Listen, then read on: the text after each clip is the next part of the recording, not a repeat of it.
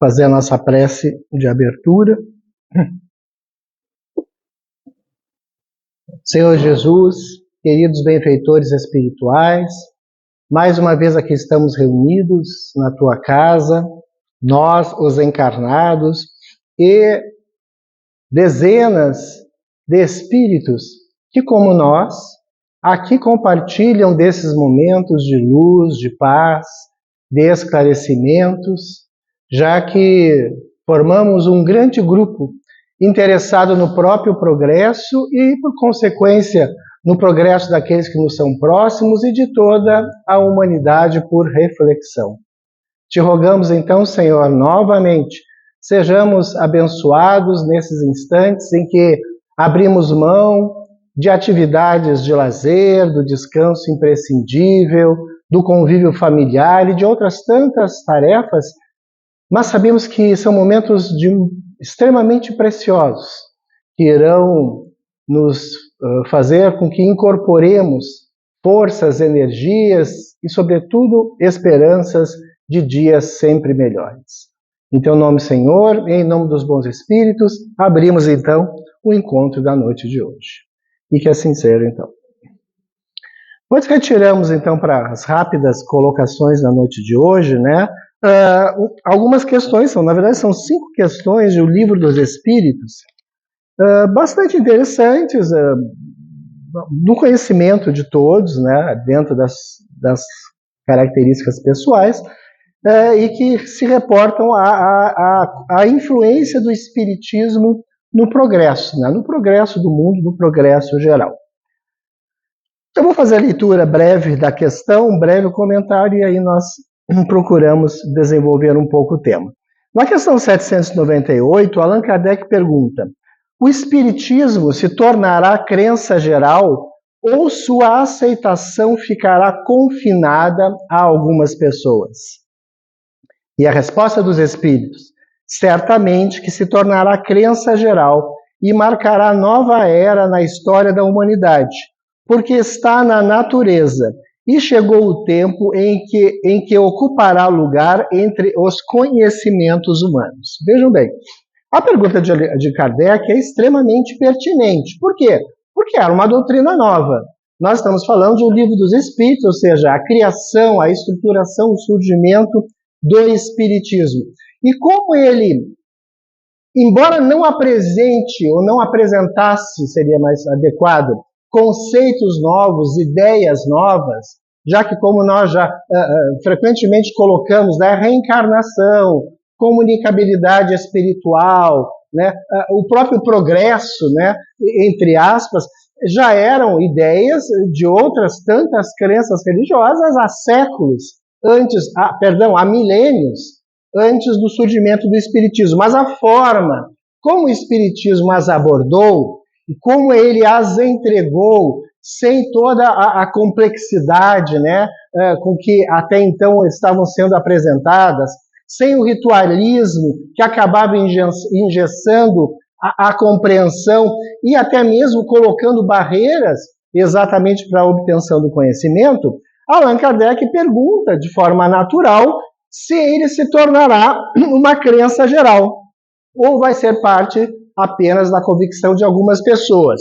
Ora, em primeiro lugar, complementando, quando o Espiritismo surge na França, em 1857, a partir da publicação de O Livro dos Espíritos, nós não podemos, num primeiro momento, afirmar que o Espiritismo vem para todas as classes sociais. Não vem. Nesse primeiro momento, não sei precisar se meses, durante meses, se foi durante 1 ano, 2 anos, mas naturalmente ele não vem para todas as classes sociais. Por quê? Porque utiliza-se de uma linguagem bastante culta, porque o seu veículo, né, o próprio Allan Kardec era já uma pessoa de renome dentro da literatura, em uma multiplicidade de temas, porque o espiritismo inicial está rodeado de pessoas de grande importância social, pessoas com títulos acadêmicos, com profissões de bastante esclarecimento. Então, assim, não é uma doutrina totalmente popular, no seu início. Mas por isso é que pergunta, ou vai ficar confinada, Kardec pergunta, será que ela não ficará confinada a algumas pessoas? Esta é a visão que Allan Kardec tem, a dúvida, e ele a coloca, né? E os espíritos, quando respondem, certamente que se tornará crença geral e marcará nova era na história da humanidade, não estão afirmando que o espiritismo se tornará a crença ou a religião ou o conjunto filosófico, religioso, científico, né, que todos abraçarão no futuro. Como hoje, vamos dizer, hoje estamos no futuro em relação ao surgimento de O Livro dos Espíritos, ao surgimento da doutrina espírita. Podemos dizer hoje que o espiritismo é a religião predominante? De forma nenhuma. Até mesmo no Brasil, a partir dos censos, né, dos variados censos, o espiritismo tem uma fatia bastante pequena, né, dentro da religiosidade nacional. E por que o Brasil? Porque o Brasil é a pátria que onde mais se desenvolve a doutrina espírita, né? Tem Europa, Estados Unidos, né, outros países, mas é uma fatia muito pequena. É no Brasil que efetivamente o espiritismo floresceu. Dentro do nosso país, o percentual ainda é bastante pequeno, ainda mais depois que foram estabelecidas diferenças, né, clássicas, claras, entre o espiritismo, Umbanda e outras religiões espiritualistas. Mas como que nós interpretamos a resposta dos bons espíritos? Certamente que se tornará crença geral. Não o espiritismo em si, mas os seus princípios explicitados. Mas o desenvolvimento daquelas ideias, estas sim se tornarão crença geral. Até porque o espiritismo foi posto e anunciado como sendo uma doutrina evolucionista, que acompanharia e acompanha e acompanhará os avanços das ciências e todas as eventuais descobertas. Então, há um aprimoramento permanente. Então, como nós sempre falamos, a leitura de O Livro dos Espíritos deve ser feita sempre de uma forma interpretativa. Os espíritos erraram? Não. Os espíritos mais do que nunca acertaram. Os seus princípios, sim, acabarão tornando-se crença geral. E é um fato. Se nós pensarmos que muitos dos aspectos que a doutrina apresenta, hoje são fruto de observação, de análise, de pesquisas, de conclusões do meio científico, né? Matéria, né? Estados diferenciados da matéria, enfim, a pluralidade dos mundos habitados. Toda semana sai uma notícia de novas descobertas, de exoplanetas novos que são descortinados. Enfim, não vamos nos alongar nesses aspectos, mas que tem consolidado, ratificado aquilo que o Espiritismo apresentou e permanece apresentando, inclusive a partir do desenvolvimento de trabalhos de inúmeros cientistas encarnados e de desencarnados através de médiuns com faculdades especiais. Mas prosseguem os espíritos na resposta dizendo: terá, no entanto, que sustentar grandes lutas. Detalhe, mais contra o interesse do que contra a convicção. Vejam bem que interessante, né? Anunciado lá em 1857. Grandes lutas mais contra o interesse do que contra a convicção. Interesse é de quem? Daqueles que são contrários aos seus princípios. Daqueles que querem manter, por exemplo, para as suas convicções religiosas próprias, né, a permanente ideia de que todo esse conjunto apresentado por Allan Kardec não passa de uma ficção. Interesse daqueles que querem explorar a religiosidade, literalmente a partir da cobrança de dízimos, de contribuições fantásticas, enfim, e construir castelos e templos suntuosos e viver uma vida de luxo, né? Contra o interesse daquelas pessoas que não aceitam a libertação religiosa, que é o que o Espiritismo oferece. É a luz que o Espiritismo lança, a libertação religiosa. Ninguém precisa estar no centro espírita. Ninguém precisa estar no centro espírita para a conexão com Deus. Ninguém precisa estar no centro espírita para o contato com os espíritos. Basta vivermos. Basta vivermos. Basta que a nossa ligação com a divindade se dê através do coração, do petitório sincero, do pensamento positivo. Está feita a ligação. E os espíritos pouco se importam com religiões. Eles estão aí, por todo lugar. Na nossa casa, nas ruas, no nosso trabalho, em qualquer lugar. E, inclusive, no centro espírita. Inclusive.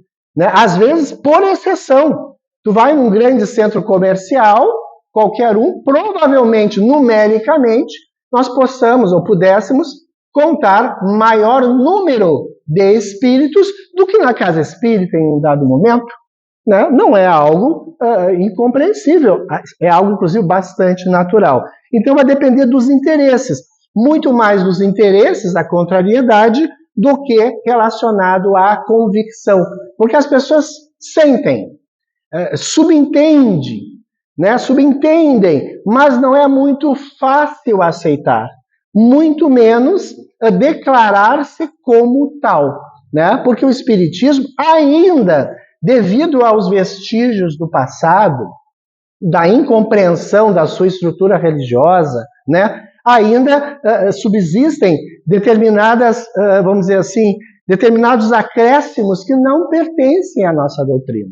Ainda hoje, se nós dissermos, eu sou espírita, a pessoa vai perguntar, de mesa? Ou da Umbanda? Ou da Quimbanda? Ou do Candomblé? É de mesa? Por quê? Porque é a nossa herança ancestral, né? Então, há ainda uma não conformidade com os nossos princípios.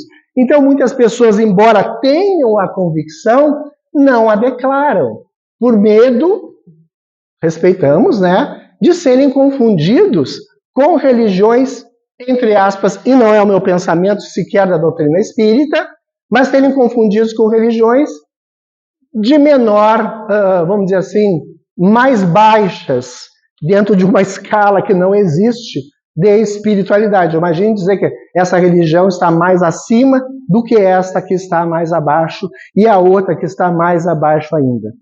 Quando comparamos, fazemos uma rápida comparação, por exemplo, entre Espiritismo e a Umbanda, né, que não é o nosso móvel na noite de hoje, né, e questionado a respeito disso, Chico Xavier, Divaldo Franco, só para termos aquela ideia básica, são unânimes ao afirmar que cada um presta o serviço conforme o seu modo de atuação.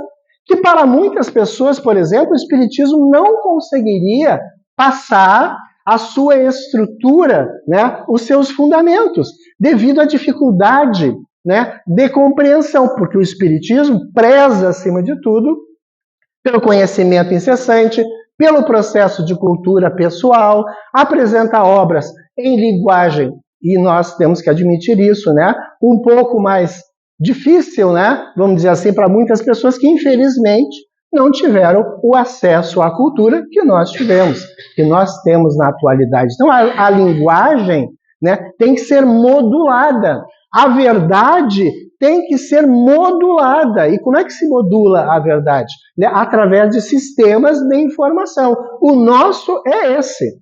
Né? A Umbanda tem um outro sistema de informação, onde o ritual ainda predomina, onde existe uma certa hierarquia, onde existem representações espirituais, que nós falamos, né, denominamos de orixás, e temos o maior respeito pelas práticas. Né? Mas daí as pessoas em geral conseguirem diferenciar o espiritismo, por exemplo, da Umbanda, ou do Candomblé, ainda enfrentamos estas situações. Né? Ainda dentro da resposta dos bons espíritos, né? As ideias só com o tempo se transformam, nunca de súbito. Nunca de súbito, né? Vejamos o maior exemplo de todos, e provavelmente esteja aqui no texto, o próprio cristianismo, né? Jesus vem, reencarna, literalmente, ou encarna, dependendo da nossa concepção, traz um conjunto de princípios absolutamente notáveis, divisores da humanidade, é preso, açoitado, crucificado. E muitas pessoas pensam, bom, a partir daí, né, tudo mudou. Mas nós sabemos que não, é só analisarmos os livros de história. As perseguições aos cristãos, as grandes perseguições, começaram pós-crucificação. Pós-crucificação. E se estenderam por aproximadamente 3 a 4 séculos pós-crucificação. Então, nada mais esclarecedor desta afirmação. As ideias só com o tempo se transformam, nunca de súbito. Porque é preciso que haja uma pregnância daqueles princípios nas pessoas. É preciso que haja um processo de digestão daquelas ideias. É preciso que se desmaterialize, e o termo é esse, todo um cenário construído, que seria o cenário ideal para que essa convicção efetivamente se mantenha, se sustente e produza frutos. O que eu quero dizer com isso? Né? Enquanto Jesus e os apóstolos estavam materialmente entre nós, havia, em tese, a construção perfeita. Eles eram o sustentáculo. Eles estavam ao nosso lado. No momento que eles desencarnam, né, a maioria de forma, inclusive, violenta, né, com algumas exceções, é a partir dessa supressão dos pilares que nós vamos ver se a mensagem efetivamente restou implantada, ou implementada, ou em processo de implementação. Se as sementes realmente conseguiram atingir a Terra. Porque é só assim que nós vamos ver que o surgimento, né, e o desenvolvimento, o crescimento, a florescência e a frutificação dessa árvore que nós chamamos, nesse caso, de cristianismo. Vejam, o próprio Espiritismo, Allan Kardec trabalha na doutrina espírita, vamos chamar assim, de 1855, quando ele começa a frequentar as sessões mediúnicas, até 1869. Se nós fizermos o cálculo, é pouco mais de um decênio, né, de vida. Né? E ele desencarna, e muita gente achou, bom, é o fim do Espiritismo. Mas não, a semente estava plantada. Agora ela precisa ver se ela iria realmente florescer, né, e frutificar, e efetivamente houve. Então, nunca as ideias só com o tempo se transformam, nunca de súbito. Nunca de súbito. Esse impacto inicial, a mensagem inicial, precisa de um tempo para fazer surgir todas as reações que se busca. Né? Na 799, a questão, Allan Kardec pergunta, de que maneira pode o Espiritismo, então, contribuir para o progresso? E a resposta é fantástica. Destruindo o materialismo, que é uma das chagas da sociedade. Ele faz que os homens compreendam onde se encontram seus verdadeiros interesses. Então, qual é o grande progresso, qual é a grande contribuição para o progresso? A destruição do materialismo. Veja, a destruição do materialismo poderia ter sido feita, ou pode se concretizar, a partir de inúmeras iniciativas. E várias delas, né, ocorreram durante os séculos e os milênios. Mas a verdadeira destruição do materialismo, podemos dizer assim, deu-se a partir do Consolador Prometido, a partir do Espiritismo. Por quê? Porque mesmo o cristianismo, no momento da sua apresentação, não poderia, como não pôde, né, apresentar ou nos dar essa visão da vida verdadeira, da continuidade existencial, porque era o princípio da construção de tudo. Não foi à toa que Jesus, entre nós, disse, muita coisa ainda tem para vos dizer, mas vós não podereis compreender, não podeis compreender ainda. Mas eu vos enviarei o Consolador Prometido, que esclarecerá todas essas coisas e vos dirá muito mais. Então, o materialismo encontrou no cristianismo, naturalmente, uma enorme barreira, né? Algo que começou o processo de desconstituição. Mas a verdadeira consolidação dessa quebra deu-se com o Espiritismo. Por quê? Porque a comunicabilidade espiritual, por exemplo, aflorou de uma forma completamente diferente. Vista, entendida e explicada, explicitada de uma forma totalmente não convencional, como até então estava sendo feito. Então, a nossa maior missão, se nós pudéssemos reduzir essas ideias, é a destruição do materialismo. Não é à toa que o surgimento da doutrina espírita deu-se paralelamente à publicação do Manifesto Comunista, de Karl Marx. Não é à toa, exatamente no mesmo período.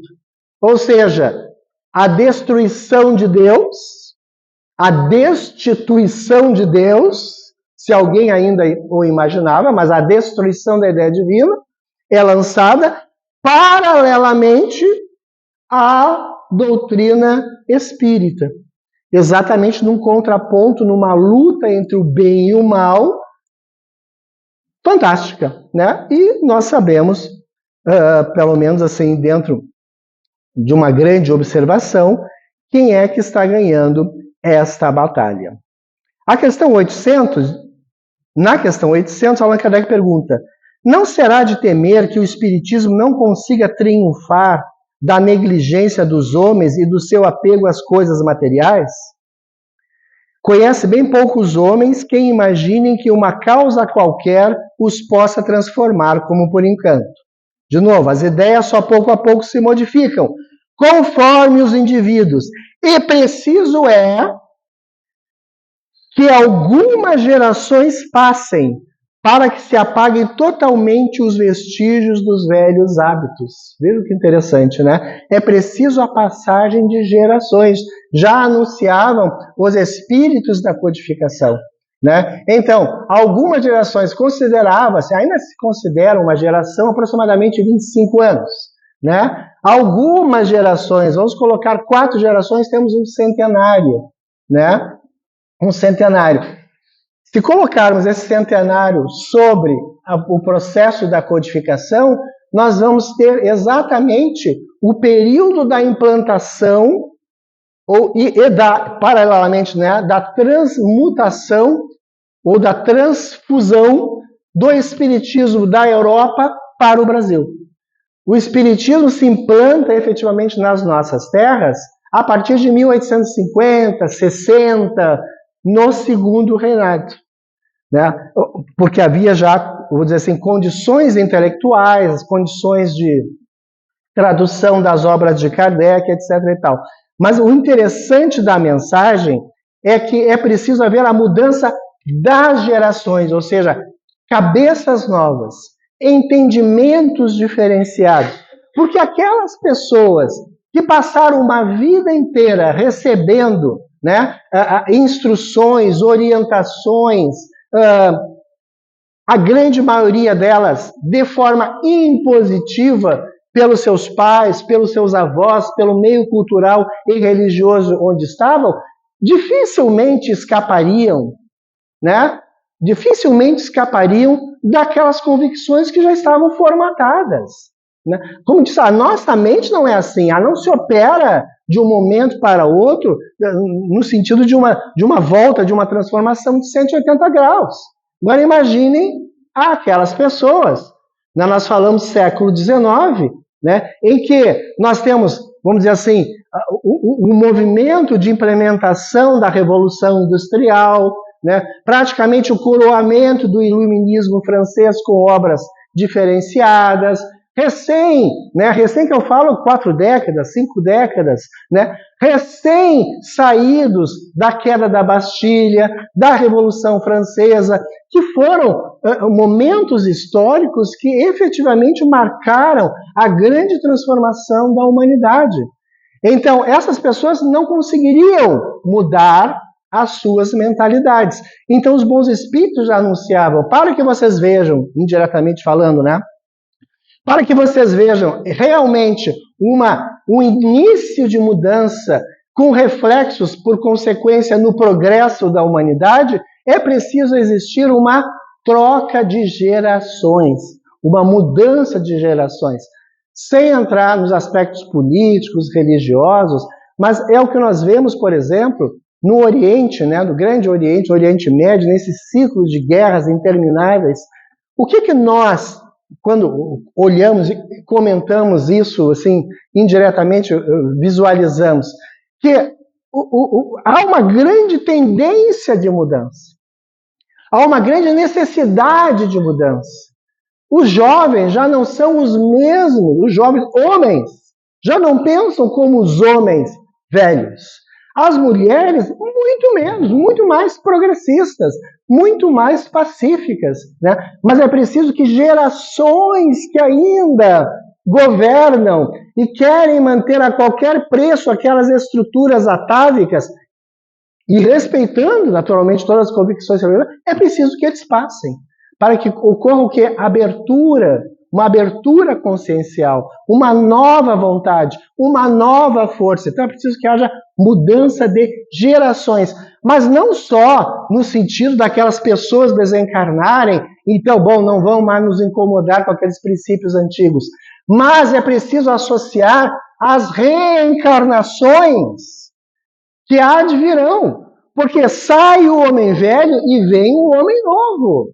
E o homem novo são espíritos já com uma nova concepção, com um entendimento diferenciado, com uma visão de futuro, de humanidade diferenciada. Eu não estou dizendo, e seria impossível, completamente dissociados, porque o meio interfere violentamente na nossa conduta e nas nossas concepções de vida e, por consequência, religiosas, né? Mas já há, nesses reencarnantes, uma nova visão, né? É como Divaldo Franco e outros tantos, ao colocarem, né, a presença das chamadas crianças índigo, crianças cristal, né, dentro dessa terminologia mais usual na atualidade, ao afirmar, não são espíritos nobres, não são benfeitores espirituais, não são luzeiros, não são os apóstolos, mas são jovens, são crianças com uma visão dilatada, com uma percepção diversa, com um senso de responsabilidade diferenciado, com uma ideia de justiça diversa daquela anterior, né? Das tradições que mantêm ancorada a humanidade nesse passado sombrio. Então é preciso que haja essa alternância a fim de que ocorra efetivamente a grande renovação. E na questão 801, Kardec pergunta, por que não ensinar os espíritos em todos os tempos o que ensinam hoje? E a resposta é bastante simples. Não ensinais às crianças o que ensinais aos adultos, e não dais ao recém-nascido um alimento que ele não pode digerir. Cada coisa tem o seu tempo. É a grande pergunta, por que eles não falaram tudo? Porque não havia condições de deglutição, de apreensão, de entendimento. Vejam, né? Se as obras básicas, hoje, pegássemos as obras básicas, só elas, e as colocássemos, sei lá, um contingente X de pessoas, elas já seriam difíceis de entender para muitas pessoas, sem falar de toda a explicação complementar nas milhares ou milhões de páginas nas obras que lhes são complementares. Imaginem como querer que as ideias fossem postas da forma como, por exemplo, nós as temos hoje. Por isso que nós sempre falamos, um dos grandes papéis da Casa Espírita é a explicitação da codificação. É a apresentação daquilo que nos foi oferecido de expansão do Espiritismo. é interpretar a doutrina espírita sem nenhuma pretensão de interpretar Kardec, né? E jamais afirmando que isso está errado, que Kardec errou, que os espíritos erraram. Vejam a abertura do nosso encontro. Falamos, é preciso ler desta forma, é preciso interpretar deste jeito, e não se ater à letra. O espiritismo será a religião do futuro? Sim, temos que interpretar. Né? Porque seria imagina, a doutrina está surgindo e alguém diz, seja lá qual for o grande espírito, todas as religiões vão ceder e o espírito... Não, é completamente, inclusive, incoerente as ideias já inicialmente apresentadas pelo espiritismo. Mas esse é o papel, né? O nosso papel é interpretar, estender, explicitar aquilo que a doutrina apresenta aqui de uma forma bastante simples e objetiva. Então, os espíritos não apresentaram isso da forma como nós sabemos hoje ontem, porque haveria o total desentendimento. E vejam, quanto mais conceitos e ideias, mais difícil é a compreensão, principalmente na fase inicial. Né? Ou seja, menos conteúdo e algo mais simples, mais objetivo, para depois isso ser desdobrado. E concluindo, né, em virtude do nosso horário, na última questão, visto que o Espiritismo tem que marcar um progresso da humanidade, Allan Kardec pergunta, por que não apressam os espíritos esse progresso por meio de manifestações tão generalizadas e patentes que a convicção penetre até nos mais incrédulos? Muitas pessoas perguntam, por que os espíritos não aparecem nas ruas e aparecem materializados dentro das nossas casas? E por que não ligamos o aparelho de televisão ou o aparelho do rádio e eles não falam conosco? Calma, isso vai acontecer. Ainda vai, né? Mas não há pressa para que isso se concretize. Até porque, e eu vinha pensando, né? Hoje é terrível, vivemos uma época terrível. Porque hoje, se eu pegar o celular, eu forjo a fotografia de um espírito, eu fotografo e faço uma inclusão ali, ó, tá aqui os espíritos, aqui todos nesse salão. Tá. Hoje ninguém acredita mais em fotografia. Ninguém acredita mais em filme, foi filmado. Não, porque tudo pode ser modificado, né? A inteligência artificial, pior ainda. Então, não é o fenômeno para concluir, né? Não é o fenômeno que deverá convencer ou modificarmos as convicções. Porque a era do fenômeno já foi. A era do fenômeno praticamente terminou com a vinda de Chico Xavier e daqueles espíritos mais iluminados e com a obra que ele nos legou. Porque é pelo conteúdo que nós formatamos a nossa convicção e a crença, e não por fenômenos. Porque se nós vivenciássemos o fenômeno, ainda se poderia dizer, e talvez muitos vivenciemos, né? Mas ainda assim, poderia me convencer, mas não o outro, que diria, ela viu, sim, e não tomou o remédio. Né? Então aquela história, sempre vai surgir aquela dúvida, sim, ele viu, ele fez. Então, assim, não são as manifestações generalizadas que irão nos convencer. Irão nos convencer os demais, né, que estão em processo de estruturação. Mas toda essa riqueza doutrinária que nós herdamos e que nós discutimos e que é interminável, né? As discussões são intermináveis. Tu pega um assunto, tu fica 20 dias, 30 dias, 50 dias, um ano, uma década, em torno de um só tópico. É essa riqueza que nos convence, que nos seduz efetivamente e que nos torna realmente adeptos do Espiritismo. Vamos lá para o passo então.